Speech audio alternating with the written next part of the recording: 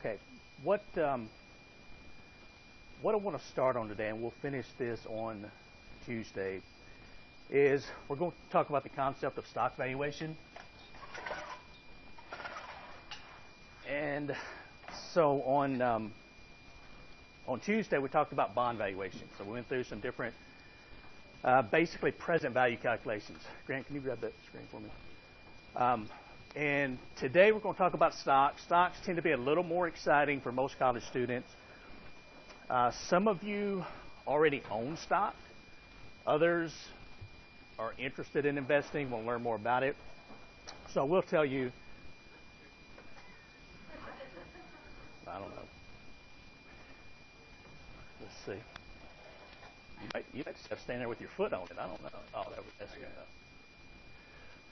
And so I will go ahead and tell you, we're going to cover this in, 2 days. Today we'll look at the sort of the theory part of it, and then on Tuesday we'll look at the practical part of it, of bringing up some real life stock quotes. Now, this is just an introduction, so we're not going to be able to cover everything that you need to know to become an investor. But it is a good introduction. If you are interested, we do have other finance classes. For example, we have Finance 333, which is the investments class. We have Finance 522, which is a portfolio management class. And so if you're interested in this, I would encourage you to take those. But even after you take those, investing is a lifelong adventure. It's not something that you just master, you're finished with it, and then you're a fantastic investor for life, because things change. Stocks change, the stock market changes, the economy changes. If you were an investor 30 years ago, you were probably invested heavily in big stocks such as Ford, General Motors, General Electric, those types of very capital intensive industries. Today, you may be very heavily invested in Facebook, Twitter, Google, Microsoft, Apple, whatever. So the industry changes, the economy changes, consumer shopping habits change, and you have to be able to make those changes or you get left behind. It's as simple as that. So, chapter 7 today. Also, let me remind you, I think I just published it on Blackboard, Canvas. But you had your quiz number 3 is going to be available starting at 2 o'clock today, and it covers bond valuation from chapter 6. So just what we did in class, valuing a bond, calculating yield to maturity. Just those 5, there are 5 calculations. You get 30 minutes for the quiz. You can take the quiz 3 separate times with your highest grade counting. Okay? It opens today at 2. It closes Tuesday at midnight, I believe. So you got 5 days to take it. So there should be plenty of time for that. But I did want to remind you. And then we'll also probably have a quiz associated, at least part of it, with Chapter 7. But we'll worry about that next week. All right, so stock valuation.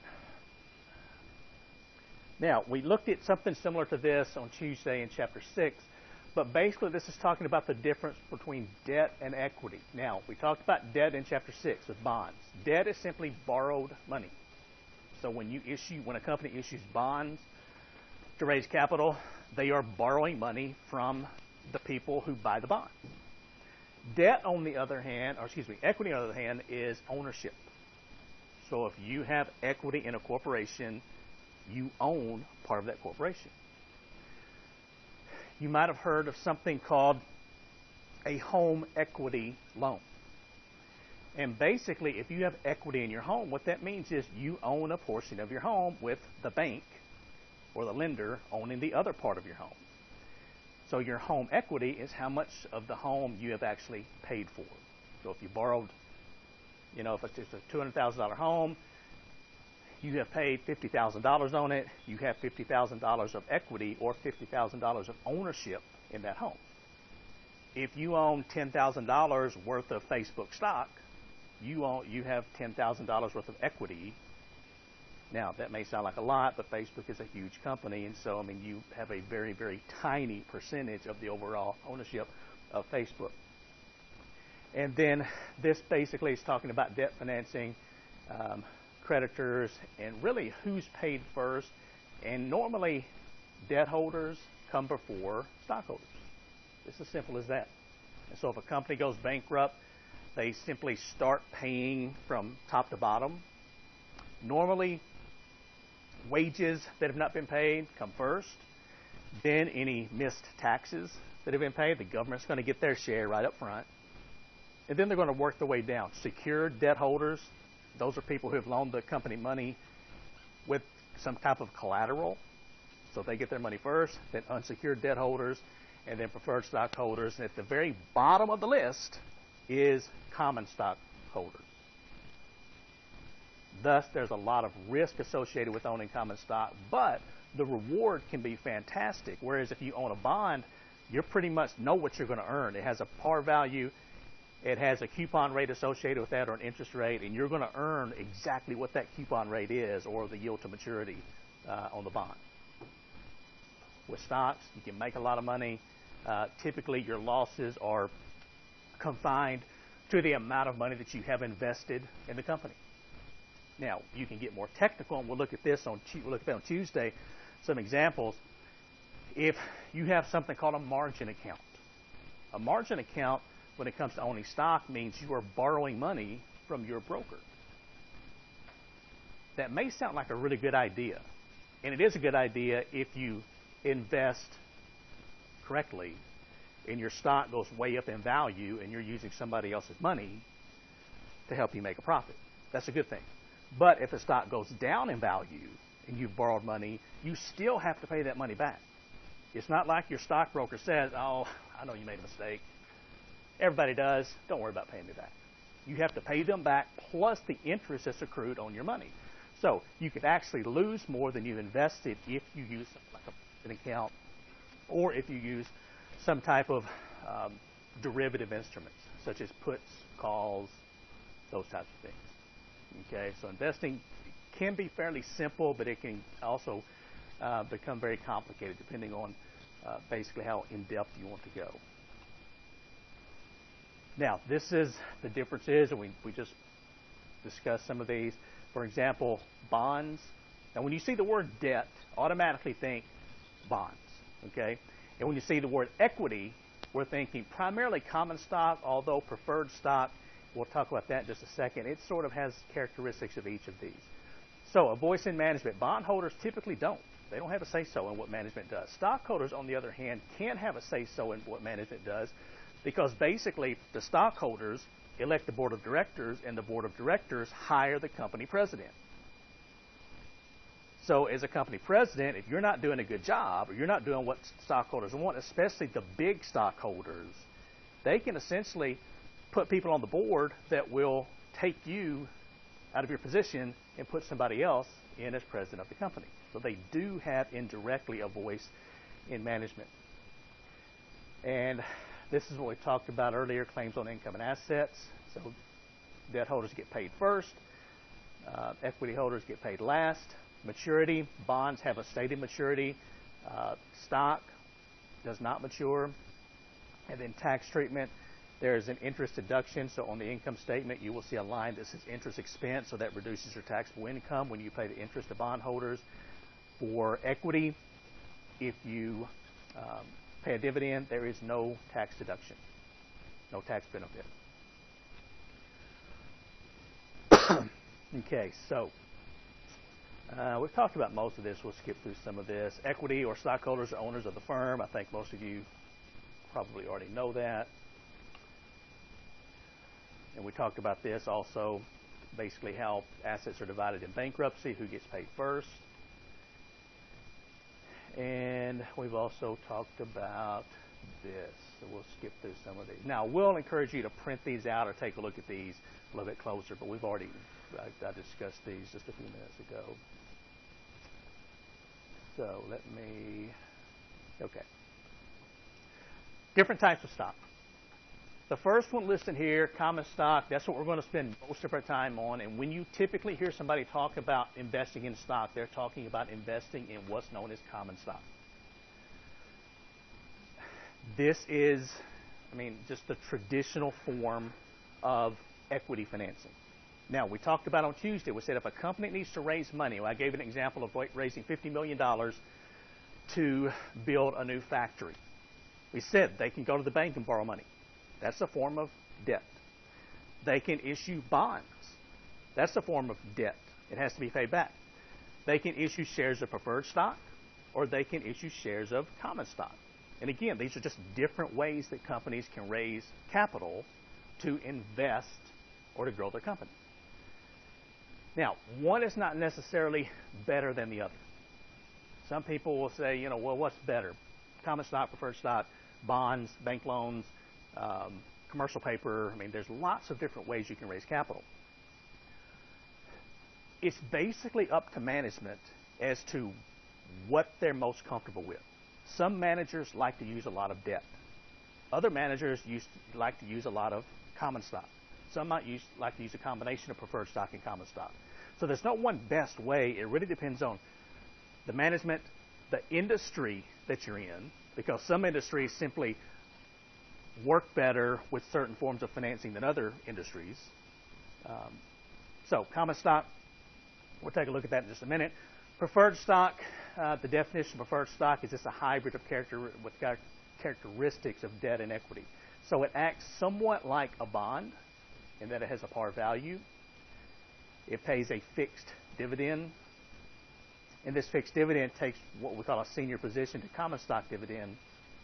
And some preferred stock may actually have a maturity date. And then its equity characteristics, it has a par value, and we'll talk about that in just a minute with common stock. And the dividend can be passed by directors if financial conditions warrant. Now, let me explain about stock dividends. Way back in chapter 3, when we went through the different ratios, we looked at income statements, balance sheet, and on the income statement, remember we got down to the very bottom of the income statement. We had net income, and then I think in our example company in chapter 3, it paid a preferred stock dividend. So that was subtracted from net income, and that left us with what's called earnings available to common stockholders. And out of that, then we can pay common stock dividends. Now, when it comes to preferred stock versus common stock, what this is simply saying is typically preferred stock dividends, you can't miss those as an as a corporation.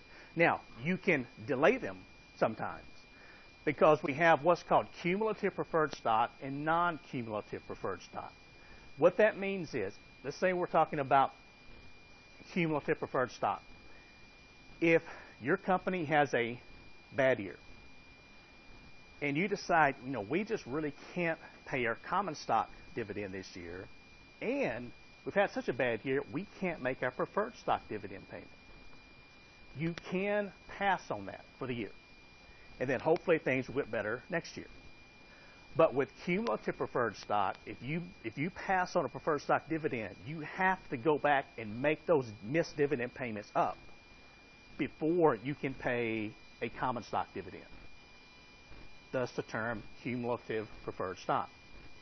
If you have non-cumulative preferred stock, then if you miss a dividend, you just miss it. And the next time you want to pay a preferred stock dividend or a common stock dividend, you don't have to make anything up. So that's the difference between cumulative and non-cumulative preferred stock. With common stock dividends, you can just miss those if you want to. You've had a bad year, you've lost money, you've made a small amount of money, you've had to make your interest payments on your bonds. You can just pass on your common stock dividends. Now, we're going to talk about what's called signaling a little bit later. And if you miss a dividend payment of any type, that sends a very, very negative signal to the market that you are having problems. And what do you think that's going to cause to happen to your stock's price? It's going to force it down a lot. Because investors read these signals, positive signals and negative signals. Missing a dividend sent a very negative signal to the market. Now, the exception to that, if you miss a dividend payment because, let's say, a very profitable investment comes along for your corporation, you need that cash to invest, and so you have to miss the dividend payment so that you can make that investment, so that hopefully in the future that's going to cause your company to be even more profitable. You can miss the dividend payment, but there's a problem with that. You have to let your investors know why you're missing the dividend payment. And if you signal that as public, competition also knows about it. So that they might step in and they might take part of that profitable investment that you were going to make. So you have an issue between how do you let your stockholders know what you're doing with the money and why you're not paying the dividend versus giving your competition too much information. And that's the problem with signaling. You want to let your stockholders know what's happening, but you don't want to let your competition know what's happening. It's all public information. And we'll talk about this a little bit later too, if you get over into private information or what's called insider information, then there are lots of laws associated with that, and you could be actually guilty of insider trading. And we'll look at some examples of insider trading. Okay, so common stockholders. It says they're sometimes referred to as residual owners, and they're the true owners of the firm. And basically, as residual owners, what this means is they receive what's left after all of the claims on the firm's income and assets have been satisfied. So in bankruptcy, as we talked about previously, common stockholders are paid last. How much do you think is left for common stockholders if a company files bankruptcy? Nothing. So if you're a common stockholder, your company goes bankrupt, essentially your common stock is worthless and you're going to receive nothing for that. So again, there's a lot of risk associated with owning common stock. And we talked about this also, that you're assured of only one thing, that you can't lose any more than you invest in the firm. And again, this is with a straight, what we call long transaction. Okay, we're not talking about selling a stock short. We're not talking about derivative instruments. We're not talking about margin accounts. We're talking about a straight long transaction where you're buying the stock for cash and you hope the price goes up. If it goes down, it can only go down to zero. That's it. That's the most you can lose. And because of this uncertain position, common stockholders want to be compensated with adequate dividends and ultimately capital gains. And that's basically the two ways that a common stockholder in a common transaction can make money. Either the price of the stock goes up or you're paid dividends, or both. I mean, that's it. That's the only way that you can make money owning stocks. Okay, now just some terms here. We're going to skip through some of these. This talks about the par value of common stock. And we may have an example of that. Okay, we will here in a minute. So the par value, so this talks about that. We'll look at this in just a minute. Par value essentially is a bookkeeping entry. It really has no meaning whatsoever in terms of the value of a share of stock. Now, the par value of a bond does have meaning. The par value of a share of preferred stock does have meaning. But the par value of common stock basically has no meaning whatsoever. And then we've got some other terms here. Authorized shares, that's how many shares a company can issue. Outstanding shares, that's how many that the company, as the name implies, has outstanding. Just because a company has authorized, let's say, 1 million shares of stock, doesn't mean they have to issue all 1 million right now. They can issue part of them and they can wait and issue part of them later if they want to. Treasury stock. Shares of common stock held by the firm. And typically, these are shares that have been repurchased by the corporation. Now, somebody explain to me, why would a company want to buy back shares of its own stock? Because what? Price has gone down. And so they think, okay, so we'll look in a minute what's the difference between undervalued and overvalued stock. And occasionally a company's stock price will go down to the point where they say, hey, this is really undervalued. Okay, we can buy back some shares. What we're doing, that means we're strengthening our position. We have less shares outstanding, and so if we look at something like earnings per share, it's going to look better because if we have our earnings divided by fewer shares, our EPS is going to go up. So a lot of times companies will buy back shares of stock. That's been fairly common over the last couple of years because some companies have a tremendous amount of cash. The economy is still a little bit sluggish. They're not really sure what to do with their cash. And so instead of just sitting on top of it, they have been buying back shares. That's been a really common occurrence over the last 2-3 years. And again, there's nothing wrong with that. It doesn't. It sends a small signal to the market that, hey, possibly these shares are undervalued. And as an investor, I'm going to take notice of that, and maybe I want to invest in those shares too, because eventually the company, if they're buying it back, they think it's going to go back up in value. So as an investor, I might look at that. That's not always the case. And so don't just look at a company buying back shares and automatically think, I have to have shares of that company. You need to do your due diligence to make sure it's a good investment. And then issued shares, shares that have been put into circulation. And then this is what your, now this will be your balance sheet.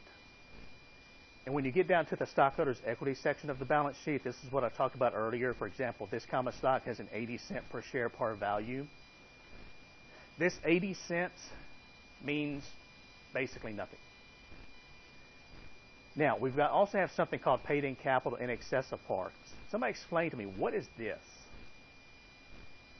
Paid-in capital in excess of par.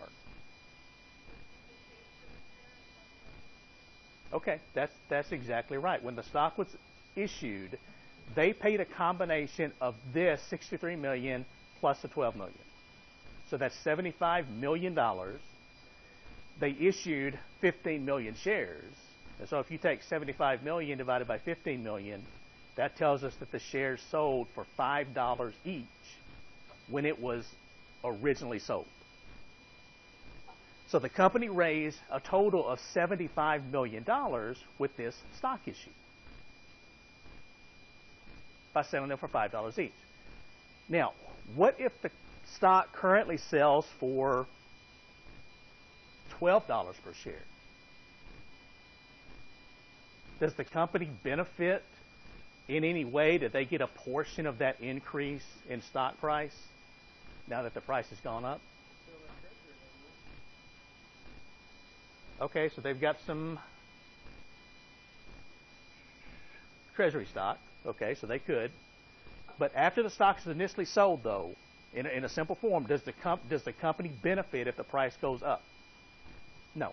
So you don't see a change anywhere here. So they sell it once. They sold it for $5 per share. We talked, I think, back in chapter 2 about investment bankers. And it's the investment bank's job, one of their jobs, to set an accurate price when a company issues shares of stock. So they set this company's stock at $5 each.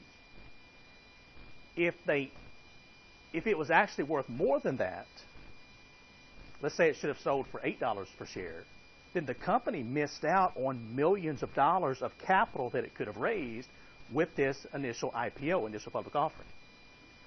If they set the share price, excuse me, too low, let's say they set it at $3 per share, then the company is going to miss out because they set it too low. So the investment banker is in a pretty precarious position because they have to be really accurate in terms of what's not too high, what's not too low, where is the perfect price for this stock. And you normally don't hear much about this, excuse me, except with really IPOs that catch a lot of attention, for example, the Facebook IPO, the Twitter IPO, they catch a lot of national attention, and those investment banks are really under the spotlight. I think Facebook's original sale price was $35 per share, I believe. So it sold at $35. Within a few months, it was down to $20 per share. So if you were an investor at 35 initially, and now your investment's worth 20, you're not really happy right now, or you weren't happy at the time. Now, since then, it's jumped back up past this issue price, and those investors are now happy if they held on to it. But again, investment banking, and some of you may be interested in a career in investment banking, you can make a ton of money as an investment banker. A lot of money. But there is also a huge amount of stress when it comes to investment banking. And you typically don't see people in investment banking for 30 years. The reason is it's too stressful. So you get in, you learn what you're doing, you make some money, and a lot of times they get out because you don't live that long if you try to do it. It's not unusual to see investment bankers, such high stress jobs. They'll get out in their early 50s a lot of times because you just don't want that kind of stress on you as you get older. But again, you can make a tremendous amount of money.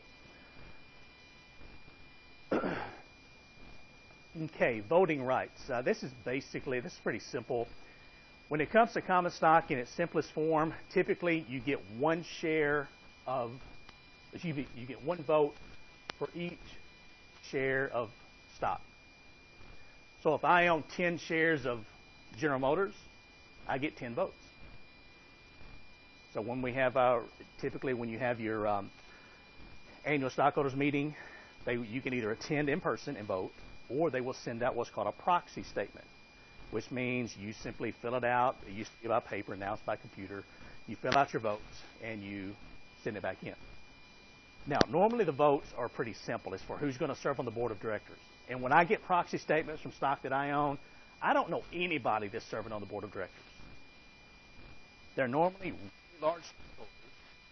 They're people I don't know.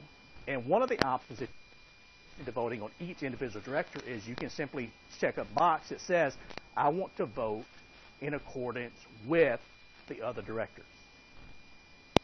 Well, most of the time that's what I'll check. They want what's best for the corporation, so they're going to vote on things like going to serve on the board.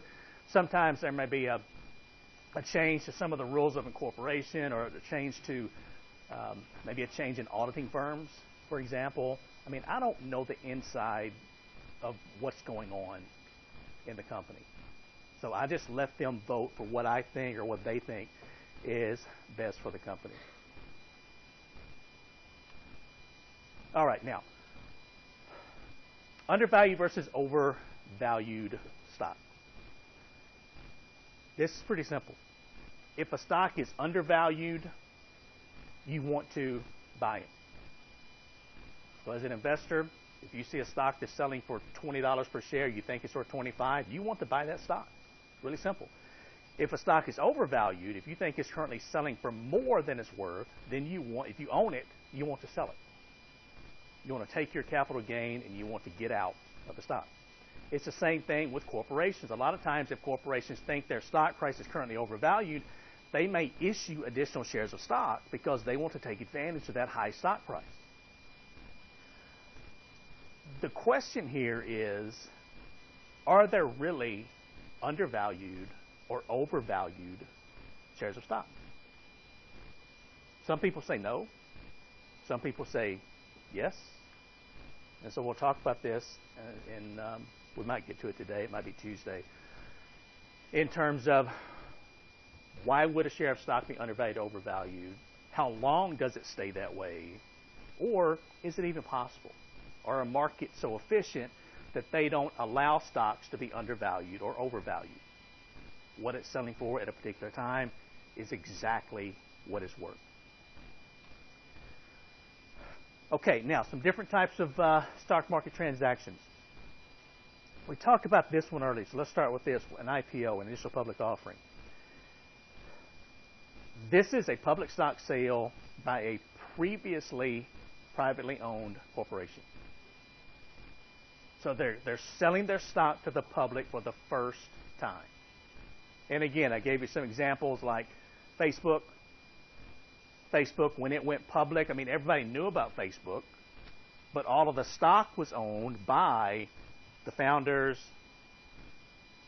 investment banks, angel investors, those types of things. And then when they went public, that's when the owners of the company really make a lot of money, because then they get paid for all of the work they've done previously. So an IPO, and I think I might have talked about this earlier in the semester, but with an IPO, the investment banks will typically offer shares of an IPO to their best investors first, and then they work their way down the line. So, and I don't know your personal financial position, but I can tell you from my personal experience that if somebody calls you trying to sell shares of an IPO, when they call me, what that means to me is the other 1,000 people they've offered it to, with a lot more money than I have, they've all said, no thanks. I don't think it's a good investment. So they've worked their way down to me, and the smartest thing I can do is also say, no thanks, because it's probably not a very good investment. The Facebook IPO, nobody called me with shares of that. The Twitter IPO, nobody called me with shares of that. Okay? So they all went to the best investors. So if you get a phone call, the first time you get a phone call about an IPO, you feel pretty important. It's like, wow, somebody's calling me with shares of this company that's going public. I've heard about people making so much money from this. Man, I must be an important person. In reality, the other 1,000 or 10,000 or 100,000 people they called before you didn't want to buy the stock. So I hate to burst your bubble, but that's kind of how it works. Okay, primary market transaction. This is when new shares are sold. So this also fits with an IPO, but these are additional shares. This is a company that's already been public, and they're just issuing new shares of stock, additional shares of stock. I will tell you that when a company a currently publicly owned company issues additional shares of stock, that typically sends a negative signal to the market. And the reason is issuing shares of stock is normally the most expensive form of raising capital. And so if a company has to issue new shares of stock to raise capital, what that means is they can't borrow from the bank. They can't issue bonds. They can't use commercial paper. They can't issue shares of preferred stock. They have to issue shares of common stock. And so as an investor, you see that and you think, wait a minute, something's wrong here. Why can't the company simply go to the bank and borrow money if they need, an additional $25 million? So somebody thinks the company is not worthy of a loan. There might be financial trouble, and so that sends a negative signal, and a lot of stockholders will sell off their shares. Supply exceeds demand, which pushes the price down. And again, it doesn't always mean that, but that's just kind of the signal that it sends. So again, if you can convey to shareholders why you're issuing new shares of stock, it may control that. And then a secondary market transaction, that's typically what we think of when we think of buying and selling stock. So if you log onto your Scottrade account and you buy shares of Walmart or you sell shares of Ford, that's a secondary market transaction. You're buying shares of stock somebody else has owned, or you're selling shares of stock to somebody else, but it's not brand new shares. It's used or previously owned shares of stock. And we'll take a look at some numbers on Tuesday, but it's just, it's almost overwhelming the dollar value of stock that is bought and sold on a daily basis. I mean, just hundreds of millions of shares of stock bought and sold every single day. Sometimes it's some of you participating in that, buying 10, 20, 100, 1,000 shares. Oftentimes it's institutional investors buying or selling 1 million, 2 million, 10 million, 20 million shares of stock at a time. But it all adds up to be a tremendous dollar value bought and sold each and every day. It's the same with the bond market too. It's almost overwhelming the amount of money that changes hands. Now, when it comes to valuing stock, as I said in here, we're just going to touch on this. We're going to look at a couple of models. They're called the dividend growth models. So this is what we're going to focus on. But there's also some other items, and again, be sure to read these in your book. I mean, I would not tell you to read this in the chapter if I didn't think you were going to see it again on the final exam. Okay?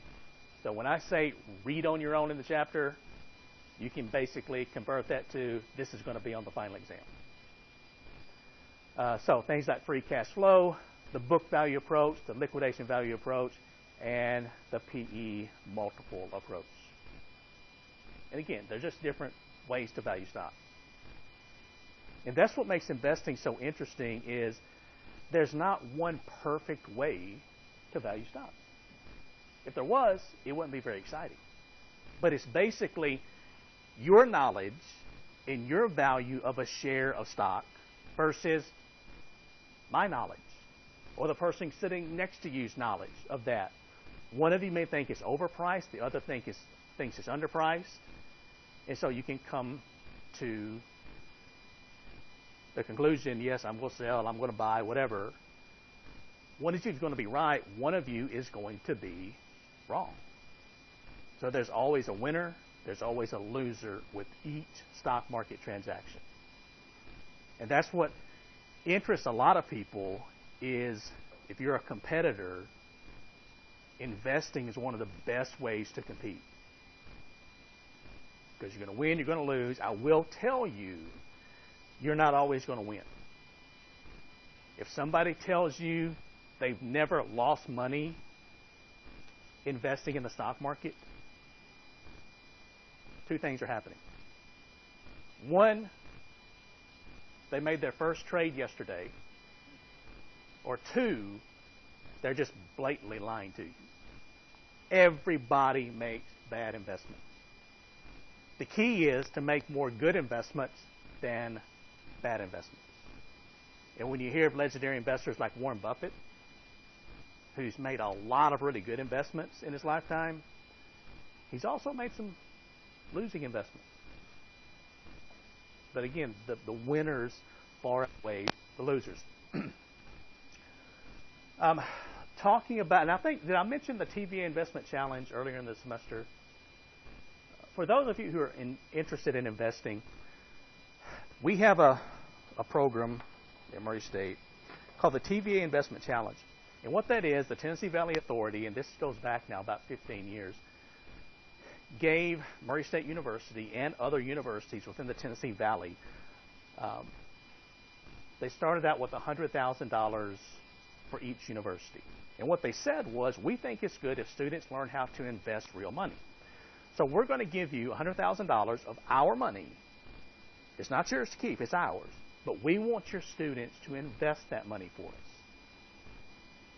And they made it a competition. And so the school that had the best return for 1 year or the best return over 3 years, gets first place, and they get a check for, I think, $10,000. It's been going on for 15 years. And I will tell you, originally we started with 14 other universities, so they put $100,000 each times 15, $1.5 million. They've increased that to 26 universities, I believe. So Murray State competes with these 25 other universities. And at one time, we were controlling a portfolio of over $750,000. Because what happened was, after about the first 5 years, now, let me back up just a minute. TVA, when they're going to decommission a nuclear facility, so if you're going to take down a nuclear facility, you don't just decide one day, yes, we're going to spend $100 million to do this. You start planning ahead of time. So that's what this money was for. It was for the decommissioning of a nuclear facility. And they started investing. They gave $1.5 million to universities to invest. They gave the rest of the money, I don't know how much, $25 million or so, to professional money managers with all of the computer programs, the latest information, the smartest people, the best degrees. They let them invest the rest of the money. It turns out after 5 years that the college students, especially Murray State students, were outperforming the professional investors by a long shot. Murray State, especially for the first few years, we were on fire. Almost every year we'd come in first, second, or third. I think we've won a total of, is in excess of $100,000 in prize money from just the competition. Now, this is still going on. It's either taught as part of a class or it's taught as an independent study. Dr. David Durr, who's our investments professor, he's the one who's in charge of this. And so if you're interested in this, if you're interested in trying to, learn how to buy stocks or sell what's currently in the portfolio, then you can contact Dr. Durr, and he'd be happy to tell you how you can participate in this. Because it looks really good on your resume, and you're dealing with real money.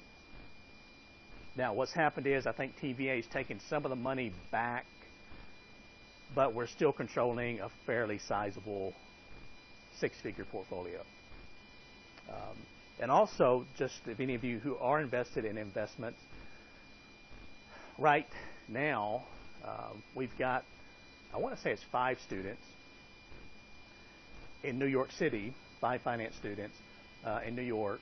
Dr. Durr took them to New York to basically give them some experience just seeing, okay, what is life like outside of Western Kentucky? What is life like if you want a career on Wall Street? And so he's got some meetings set up with some alums that work on Wall Street. This was made possible by a generous donation from an alum that basically said, I want Murray State students to experience New York City and what it's like to live and work in New York. And so he gave a lot of money to us, a fairly sizable chunk of money, and we take the interest from that. And this is the first year that we're doing that. So if any of you are interested in doing something like that, a little bit later, I would encourage you to get involved, talk to Dr. Durr, talk to myself, and see more about that.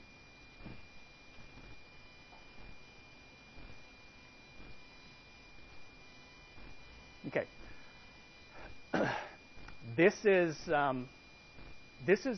our first stock valuation model. And what this says is simply, and it tells us down here, it says the value of a share of stock is the present value of the expected future cash flows. So this is the price of a stock at time period 0, the intrinsic value. So this P hat.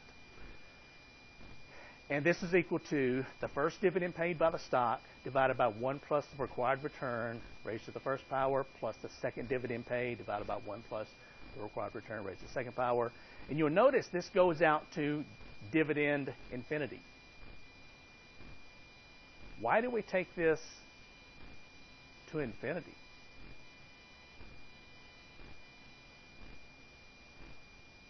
Because when we looked at, for example, bonds back in Chapter 6, we would take it out to year 10 or year 20 or year 30. Why are we taking common stock, the dividend, to infinity? There's no maturity date. That's exactly right. Common stock does not mature. And so at least on a theoretical basis, we could take this out to infinity. But the thing is, if you actually go through and take a look at some of these expected future cash flows that come from dividends or capital gain or capital loss, so we're going to focus on the dividends here. Basically what happens is when you get very far into the future, dividend 25, dividend 30, dividend 35, and we take the present value of that dividend, it's a really, really small number. it doesn't add much. When we're adding it to the total, it doesn't add much to the price. And so really, it's the first 20 to 25 that we're interested in. Dividend 50 is going to add probably less than a cent to the total price of the stock. So even though theoretically we take this out to infinity, we can take what we know about the growth of the dividends and we can combine that into two different models. One is called the zero growth model. Now again, there's no financial calculator calculations associated with this. This is just a formula. And this is the formula here. With the zero growth model, now we're assuming that the dividends paid by the company, the dividends on the stock, do not grow. They don't change. Thus the term zero growth model. What we're doing is, you've seen this formula before, we're valuing it like a perpetuity. And it can also be used to value, in addition to zero growth common stock, it can be used to value preferred stock because preferred stock dividends don't change. They pay a fixed dividend amount that don't grow, so it fits into this formula also. And the formula's here. The price of a stock at time period 0 is equal to, now you might want to substitute instead of payment, you might want to substitute the word dividend. They both work. It's the dividend or the payment divided by the required return. So it's incredibly simple. What this is showing is it's saying we've got a stock, it pays a $2 dividend. The required return is 13%. What should be the current selling price of the stock? Well, if the dividend is not expected to change, it's going to say $2 this year, next year, the year after that. We can simply take the dividend of $2 divided by the required return. This stock has a required return of 13%, 0.13. This stock should be selling for $15.38 per share. And that's all there is to it. Nothing extremely complicated. You will be given this formula for the final exam. You just plug the numbers in. Does everybody follow me on this? Really simple, really straightforward. This is the same model, but here we're valuing a share of preferred stock. It's preferred stock that pays a $5 dividend per share, and the required return is 10%. So again, we're simply plugging in the dividend divided by the required return. So this share of preferred stock should be selling for $50 per share. Doesn't get much easier than that. Now, the next model is what's called the constant growth model, or another name for it is the Gordon model, named after the person who came up with this. And it assumes that a stock's dividends are growing at a constant percentage each year. So they're growing by 5% per year, 10% per year, whatever the situation may be. It's also really simple. It's just a little more complicated than the first one. This actually is the model here. The price of a stock at time period 0 is equal to D1 divided by RS, the required return, minus G. G is the percentage growth rate. Now, let me explain what's happening here. And let me give you a definition of these. D1, dividend 1, is the next dividend to be paid. The dividend to be paid in time period 1. It hasn't been paid yet, but it's going to be paid next. Occasionally, when you read through a problem, it will be worded, ABC Corporation expects to pay a dividend of $2 per share next year. So you're reading through that, you're thinking, okay, the next dividend will be paid. That's D1, you just substitute it in. But occasionally, you will be given D0. The definition of D0 is it is the last dividend that has been paid. D0 was the last dividend to be paid. D1 is the next dividend to be paid. The key difference is D0 has already been paid, so it doesn't enter into our model other than it helps us to determine what's the next dividend to be paid. Because we know if the stock is growing at a constant rate, percentage per year, if we take the last dividend paid multiplied by 1 plus the growth rate, it's going to give us D1. So this is the same as this. It just depends on, are you given D1 or are you given D0? That makes sense, sort of what we have here? We'll look at some examples of this, but just want to make sure you know the difference. And then this is really important. For this model to work, the dividend growth rate, G, must be less than the stock's required return. This is a necessary condition for this mathematical model to work. Because if it doesn't happen, then if G is greater than R, what they're saying is that the stock is growing at an infinite rate, and it can't sustain that, so it's not possible, it's not mathematically possible for the model to work. Okay, so here's an example. We're valuing a stock. The last dividend paid was $2, D0. Now, if you're actually reading through this problem, it's going to sound something like this. A corporation recently paid a dividend of $2 per share. This corporation's required return on its stock is an investor's required return is 13%. The stock is expected to grow at a constant rate of 6% per year into the foreseeable future. Calculate the price of this company's stock.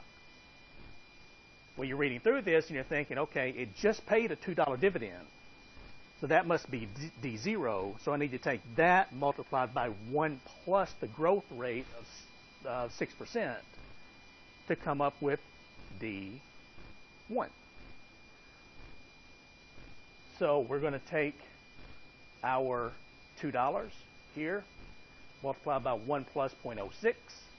That's going to give us $2.12, divided by the required return, which is 0.13, minus the growth rate, which is 0.06. So if we go through and do the math, that's going to give us a selling price of $30.29 per share. So take a look at that. Make sure you understand where all of these numbers are coming from. Yes. No. A nice warm classroom right after lunch. It's a tough fight. I understand it. I feel your pain, but I have to go through this, okay? So just stick with me. You don't have to listen. You can just nod. Yes, no. Okay. And then this goes through, I'm not going to ask you this on the test, but basically what this is doing is breaking this down. We said that the return of a stock can come from two different areas. One is the dividend. The other is the capital gain. And so this breaks that down into what makes up this required return of 13%. The dividend yield is 7. The capital gain yield is 6. 6 plus 7 is a required return of 13%.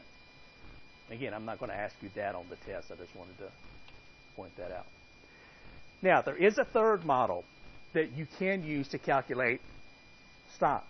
The problem with this is, for a Finance 330 class, in my opinion, this is just a little bit beyond what you need to know in this class. So this is what's called the non-constant growth model. For this class, you simply need to know the definition. You have no calculations associated with the non-constant growth model. And as the name implies, it's simply a model that assumes a company's dividends are growing at a non-constant rate. But there's no calculations. Okay? So zero growth model, constant growth model, and then the third, which you don't have to calculate, is the non-constant growth model.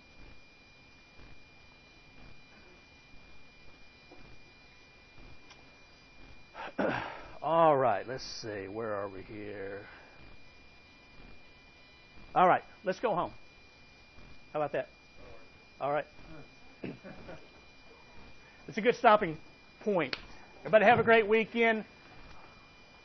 We're going to, on Tuesday, we're going to pull up some actual stock quotes, take a look at those, look at some stocks being traded, that type of thing. So have a safe weekend. I will see you back here on Tuesday. Remember, your quiz is open. It'll be open in 30 minutes, and it's going to stay open until midnight on Tuesday. Quiz number 3.